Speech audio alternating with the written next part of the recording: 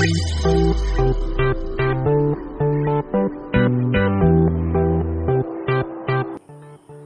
এতে সেমই রান্না করব। গরুর দুধ এখানে 1 কিলো নিয়েছিলাম, জাল দিতে দিতে অর্ধেক করে দিলাম।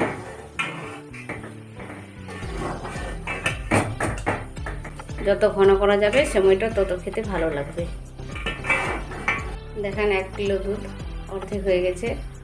এবার আমি চিনিটাকে দিয়ে দেব, স্বাদ মতো চিনি দিয়ে দেব।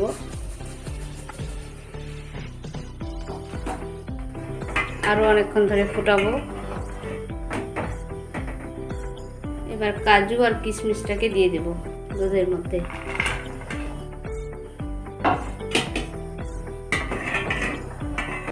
এলাচগুলো দিয়ে দেব।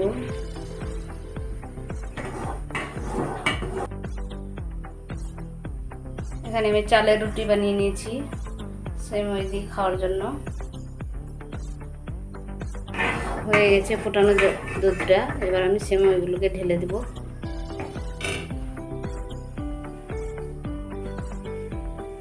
অল্প অল্প করে।